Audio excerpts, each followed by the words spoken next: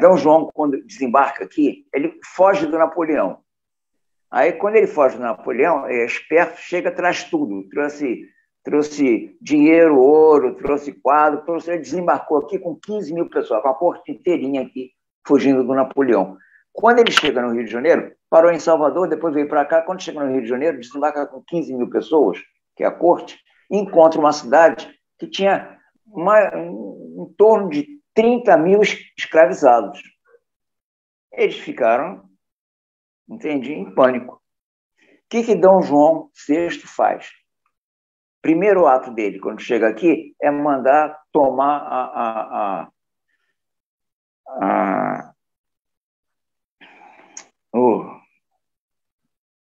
há 70 anos a gente vai embora a cabeça. Aqui, o que é a Guiana Francesa. Porque ele estava em guerra com Napoleão, foi lá e ocupou a Guiana Francesa. O segundo ato dele foi criar a escola naval. Porque com uma costa dessa, ele chegou, providenciou. E o terceiro ato dele foi criar a Intendência Geral de Polícia para se proteger. Então, o Intendente Geral de Polícia era referência do que existia em Portugal. Só que aqui, o Intendente Geral de Polícia cuidava de tudo, cuidava da segurança plena. Então, cuidava da iluminação pública do Rio de Janeiro, cuidava da circulação, porque a corte queria circular na cidade e não ser, entende, molestado pelos escravos. Que negócio, como é que circula na cidade sem isso? Cuidava do abastecimento de água. Ele era um secretário de obras também, era um ministro de infraestrutura. Então, o chefe de polícia daquela época era o ministro de infraestrutura e era colado com o rei, coladinho com o rei. E dava todas as informações, e o serviço que eles dizem de inteligência hoje, naquela época, funcionava perfeitamente. Informava para o rei tudo que D. Pedro I fazia, depois. Então, era eficiente. E ele montou uma polícia, a primeira polícia, que é a origem da Polícia Civil do Rio de Janeiro, 1808. Então, ele tinha por função todas as funções normais de segurança e cuidar dos escravos, dos escravizados. Né? Então, quem disciplinava o escravizado era a Polícia Civil. O açoite era praticado pela Polícia Civil. Por que isso? Porque era o controle social. Então, a função primeira da Polícia Civil, além das funções normais de segurança da corte, né? Tinha alfândega, tinha tudo isso, controlava tudo. Né? Além de tudo, todo esse controle, ele fazia, antes de tudo, o controle social para dar garantia à corte, para deixar a corte tranquila. Essa função de fazer o controle social, iniciado em 1808, vem até hoje. Até hoje, o sistema de segurança pública no Brasil faz controle social. E faz bem. É eficaz. Eu estava falando do que eles faziam naquela época porque é a baixo custo. Além de ter um bom resultado, tem resultado a baixo custo. Então, essa polícia mantém, né? Porque que país nós estamos vivendo hoje? Né? Uma estrutura de Estado que é um Estado desigual. Né? Qual é a manutenção da ordem que nós fazemos? É a manutenção da ordem injusta. Porque nós temos... Aí aquele negócio do Pesquisa Nacional de Amostragem Domiciliar, tracinho contínuo. É o PNADC do IBGE. É órgão oficial, a gente tem que se basear ali. Eles dizem que nós temos cerca de 100 milhões vivendo com até R$450 por mês, num país de 230 milhões. Isso é sério. Isso é sério. Como é que você mantém 100 milhões de pessoas numa situação dessa?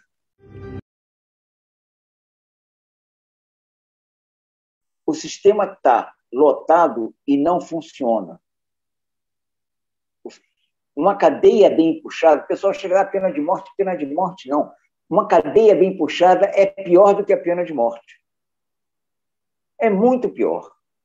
Uma cadeia bem tirada. Agora, com o guarda penitenciário trabalhando para o preso, você não tem sistema penitenciário. Com corrupção em todos os poderes, você não tem sistema penitenciário. Com o Estado corrupto, o Estado brasileiro é altamente corrupto, você não tem sistema penitenciário. Então, tem que funcionar o Estado. O Estado tem que funcionar. O cara, quando é condenado e vai para uma cadeia, ele vai puxar uma cadeia séria, uma cadeia consequente. Não fica. Não precisa ter 800 mil. Reduz muito. Isso tem que ser discutido. Por quê? Ele tem que entender que não é negócio ficar preso. O isolamento que o cara entra, não, entende? É sério. Tem que ficar isolado. Tem que ficar isolado. É condenado, não tem, bateu segunda instância, vai ficar isolado. Sério. Não é esse mamão com açúcar que existe aqui, dos 800 mil, que quem tem dinheiro tira uma cadeia melhor. Não tem isso. Quem tem recurso tira uma cadeia melhor. Então os caras vão assaltar para ter dinheiro para tirar uma cadeia melhor. Não vai ter organização dentro. Forma organização dentro da cadeia, PCC e essas besteiras todas que existem, porque há participação do sistema de segurança. Essa que é a realidade. Sem participação do sistema de segurança, a cadeia é forte, a cadeia é dura. Ninguém quer voltar. Então, quando se fala em cadeia, quando se fala em prisão, se fala em prisão séria. Aqui no Brasil é a nível teórico, porque na prática não existe. O judiciário tem que ser consequente. Então, nós temos que começar a perceber quem vai para a cadeia. Quem que está incomodando a sociedade. É lógico, crime de sangue não pode ficar solto. Praticou crime de sangue, vai para a cadeia. Mas vai para a cadeia quem pratica o homicídio doloso e vai para a cadeia quem pratica o homicídio culposo, por exemplo, atropelando alguém com excesso de velocidade numa Lamborghini. Tem que ir para a cadeia. Ah, mas ele é filho de um milionário. E daí? Na hora que nós botamos o filho do milionário na cadeia, a coisa começa a mudar. Por quê? Nós vivemos de referência. A população vive de referência. Na hora que a população chega, os excluídos percebem que o jogo do bicho não é tolerado, que a polícia não tem acordo com o jogo do bicho, ela para. Esse pessoal daí não tem acerto nem com o jogo do bicho. Eles recuam. Quem manda nesse país é o parlamento. Ele tem que ter um nível de representatividade mais consequente, porque o parlamento brasileiro representa, no máximo, a classe média. São 15% da população. Com 1% dos acumuladores, são 16%. 84% não está representado no parlamento. O parlamento não diz nada para eles. Eleição não diz nada.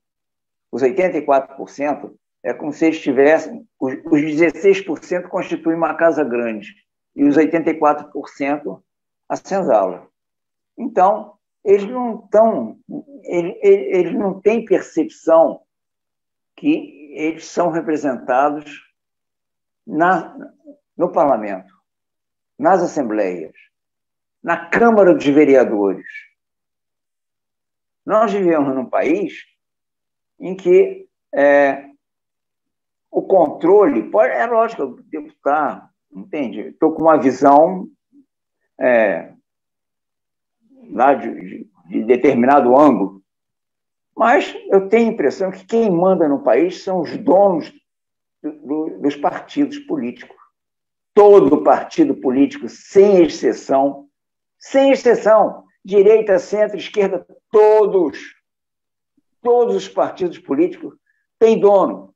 Então, quando o presidente da Assembleia Legislativa ou da Câmara Federal faz reunião com os líderes, eles estão falando nos interesses do dono do partido. E aí o país anda no interesse dessas pessoas relacionadas com 1%. Exclui, marginaliza o restante.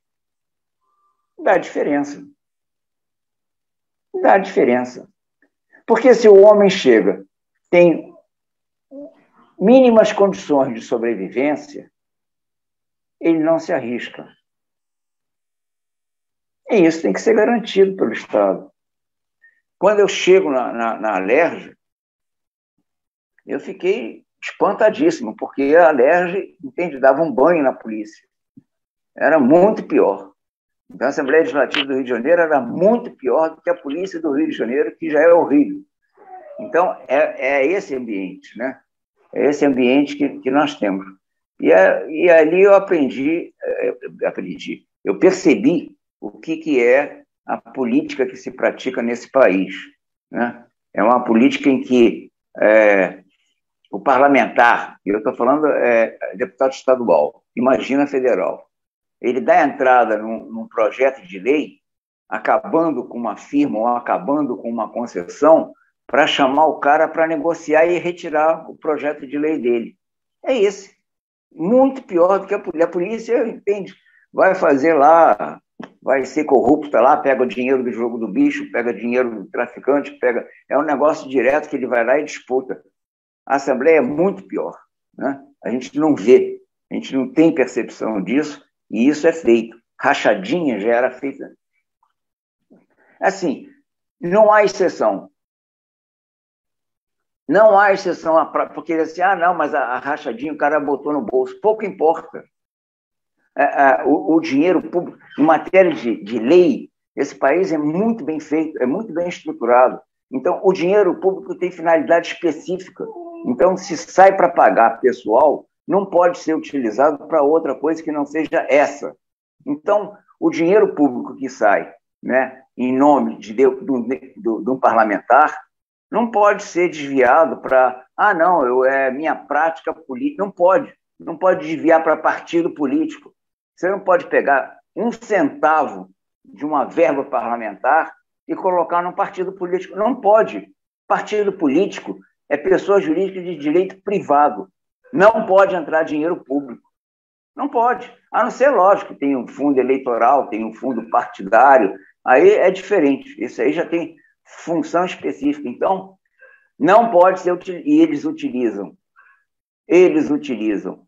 Para se não dizer que eu estou radicalizando, vamos botar 95% utiliza. É isso. E esse que é a questão. Raríssimos que não vão utilizar. E na Alerj eu vi isso.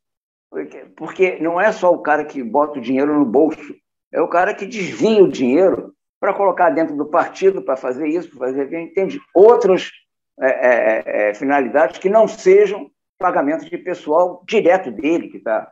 Então, essa prática da rachadinha é constante e eu acredito muito que seja também no nível federal.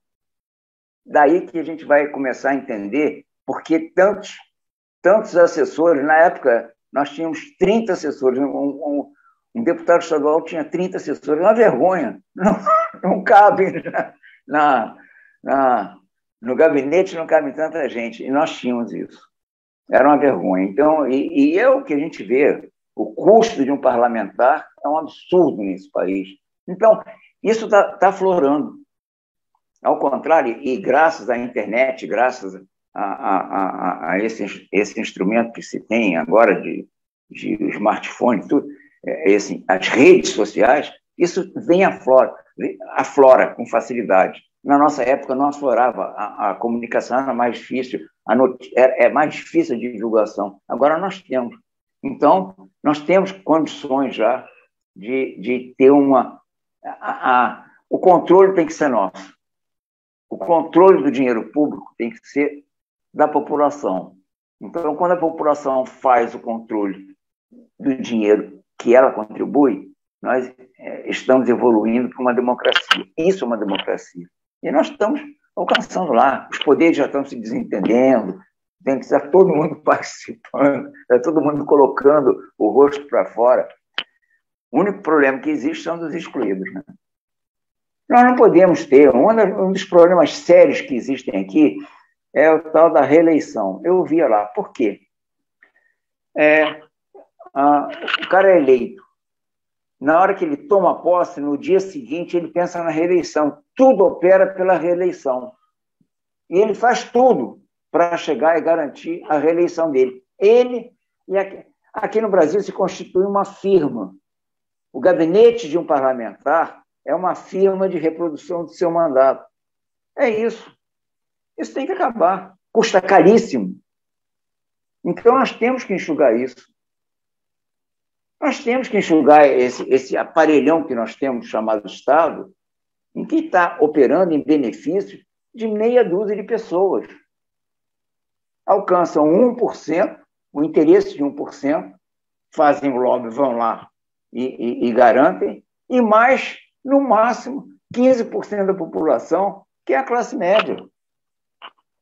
E aí eu vou tocar um negócio assim, lógico, se não fosse isso, não saía. Na mesma hora que nós temos, como é que existe um país em que você tem um salário mínimo de R$ 1.200 e um juiz ganhando R$ 46.000? Isso é desproporção. Eu não estou falando negócio de esquerda e direita, nada disso. Na França, a menina do supermercado, que passa lá a mercadoria, que fica ali, a caixa do supermercado, né? Vai ganhar 1.700 euros e o juiz vai ganhar 3.300. Bom. Aí na França você vai ter 80% da população francesa na classe média. Excelente. Excelente. A classe média é a referência ideal para você viver. Mas tem um equilíbrio. Então, um ministro de Estado lá ganhava, não sei agora, estou falando na primeira década do século XXI, até 2010. Isso eu sei. Um ministro ganhava 11.000 euros, com tudo incluído. Casa, tudo que ele tinha direito eram 11.000 euros. E a menina do supermercado, que ficava na caixa, ganhava 1.700. Aí, entende? Está equilibrado. Tem o milionário lá, entende? Que especula lá, que se arrisca, que não sei o quê. E tem. Lá na França sempre existiu. Tem o rico. Mas a menina do supermercado ganha 1.700 euros. Ela tem moradia, tem alimentação, tem moradia, tem educação. Naquela época, a universidade pública na França. E a anuidade que tinha que pagar, inclusive com seguro-saúde, era de 250 euros por ano. Nem todo mundo ia para a universidade. Terminava o segundo grau, ia para o mercado de trabalho, porque a diferença de passar mais 3, 4 anos na universidade, às vezes não compensava. Então começa a ficar um negócio mais igual. Como é que você quer equiparar? Mas lá na França, como é a criminalidade? É baixa. É baixa. Agora está um problema lá, porque houve um problema de imigração, tudo, entende? É diferente. Mas de 2003 a 2010, não era isso. Então, é uma outra sociedade. O Estado funciona e é equilíbrio. O grande problema nosso aqui é o desequilíbrio que existe. Como é que você mantém os caras? Quem segura os 100 milhões? A polícia. Porque o cara percebe a injustiça, o cara percebe a desigualdade. Então, tem que ser equilibrado. O parlamento tem que fazer isso. Isso é função do parlamento, não é presidente da República, isso aí é cascata. Por quê? Manda e ninguém obedece. Aqui no Brasil, é assim, pode dar ordem que quiser. A estrutura não vai obedecer. Então, o parlamento vai. O parlamento sabe operar isso. Então, o parlamento tem que refletir mais a sociedade. Na França, o deputado indica 2 ou 3 pessoas só. O quadro de assessores dele é todo concursado. O que ele pode fazer é, dentro do quadro existente, do quadro que existe na Câmara, dos quadros funcionários da Câmara, ele vai escolher, lá sei, 5, 6, que vão fazer a assessoria dele.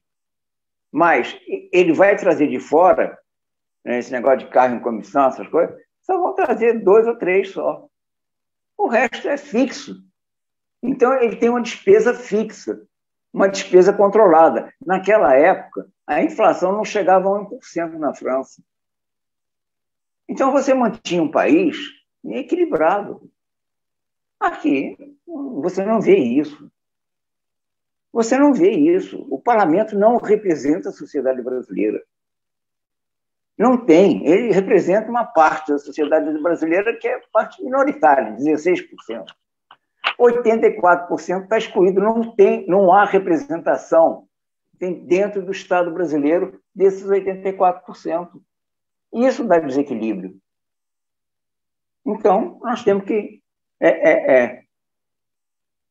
ganhar esse... O país tem que se transformar numa democracia efetiva, porque nós temos só uma referência de democracia. Nós temos só uma referência de um país democrata. Não é bastar dizer que isso aqui é uma democracia que tem 3 poderes. Não é nada. Os 3 poderes promíscuos não constituem uma democracia. Então, nós temos que ter 3 poderes efetivos. Nós temos que ter um parlamento efetivo, que represente o todo da sociedade, que não haja exclusão. Começa a funcionar. Começa a funcionar. Isso a gente vê. Eu vi isso. Eu tinha muita resistência, depois eu vi. E isso funciona. E não tem mudança de sistema, não tem nada disso, não. Eu sou otimista. Eu falo muito para as minhas filhas assim, eu sou otimista. O Brasil que eu vivi da década de 50, 1950, 1960, isso está muito melhor. Esse país está muito melhor. Quando eu disse, não, porque na minha época era melhor. Cascata. Tenho 76 anos.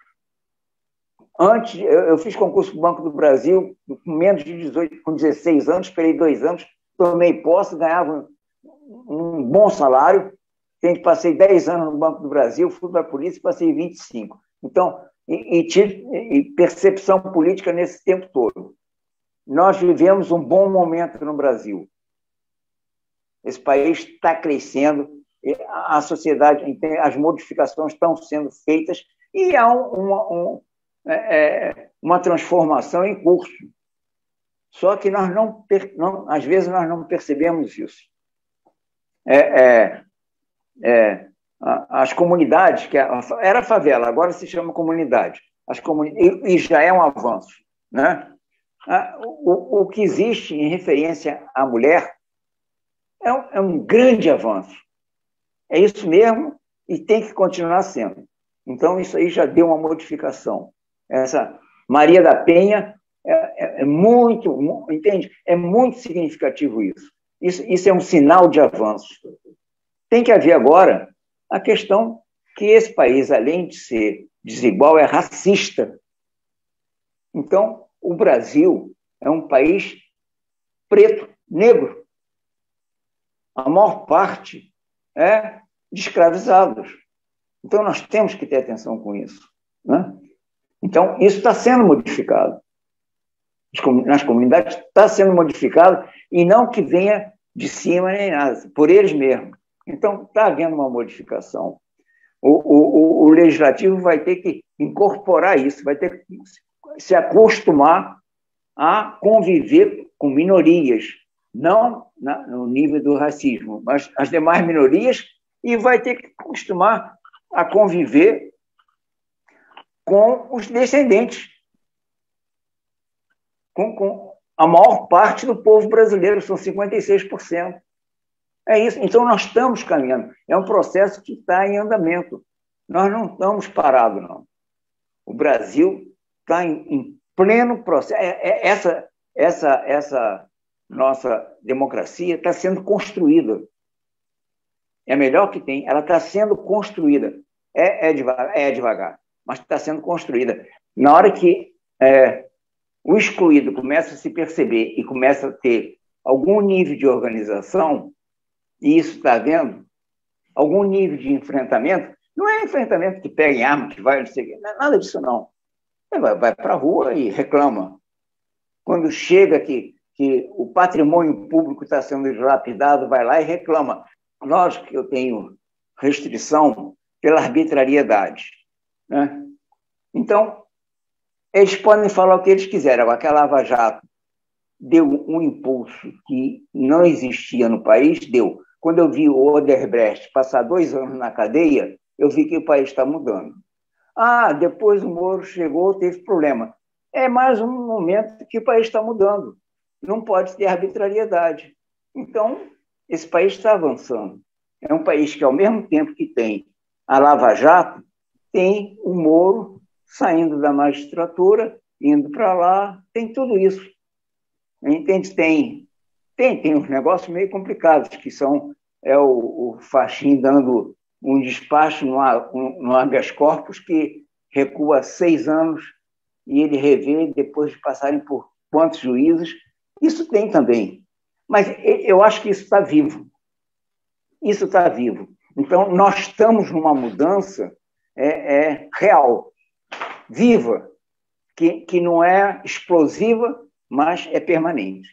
E nós temos um instrumento excelente, que é esse smartphone, entende? O sistema nos ajudou, entende? Nós temos esse nível de comunicação, esse nível que existe no país. Outro dia eu estava vendo que o que tem de celular no Brasil é quase que o dobro da população. É excelente, excelente. Então, eu tinha sempre uma dificuldade com a minha filha, que ela era a favor da democracia direta. E eu dizia que isso é impossível num país de 200 milhões. Hoje em dia, eu falei com ela só, vou refazer aquilo, porque, entende, você tem condição hoje em dia de chegar a população participar. Como que não? Como que a população não pode participar? Pode, tranquilamente, e nós vamos chegar lá. A população, entende? A organização assim, você não percebe muito, entende? Nas nossas formas que a gente quer, nos nossos desejos, mas a modificação está ocorrendo, está existindo e as pessoas estão se incorporando. Então, isso é paulatino, isso é muito bom. Isso é muito bom. Eu acredito muito no país.